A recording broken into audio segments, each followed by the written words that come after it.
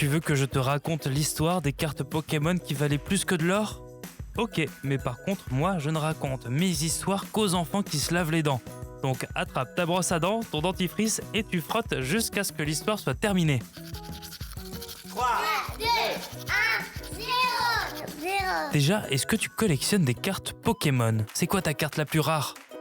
Moi, j'avais un Mewtwo et un Tortank. Tu sais que Pokémon, ça fait 25 ans que ça existe ? Du coup, aujourd'hui, les cartes de ces petites créatures fantastiques, elles sont devenues de véritables objets de collection. Bien comme il faut, rangés proprement, toujours dans leur emballage d'origine. Tu imagines, toi, avoir un jouet et ne pas pouvoir le sortir de sa boîte ? C'est trop frustrant.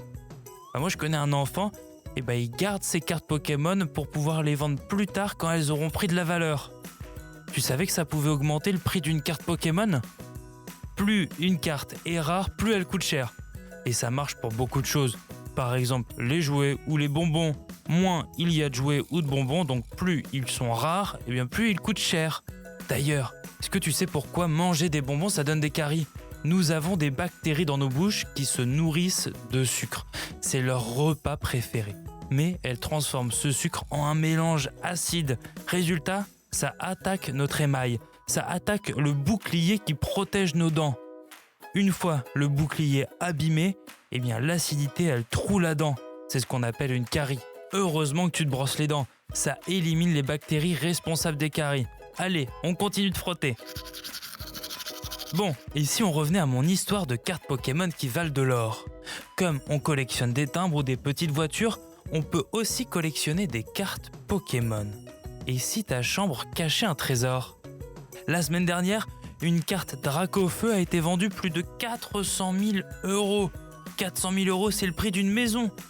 Pour comparer, cette carte coûte aussi cher qu'un diamant. Depuis le premier confinement, le prix des cartes Pokémon a explosé. Sur Internet, c'est devenu un des produits les plus recherchés, notamment les cartes anciennes ou celles ultra rares. Tu sais, celles qui ont des reflets et qui brillent. Comment ça se fait à ton avis qu'on s'intéresse maintenant aux cartes Pokémon ? J'ai une petite idée. Les adultes ont eu envie avec le confinement de retomber en enfance et donc de retrouver leurs vieux jouets. Et toi, tu as un jouet que tu voudrais garder toute la vie ? Je te laisse la nuit pour y réfléchir. Et maintenant, montre-moi un peu tes dents. Fais A, fais I.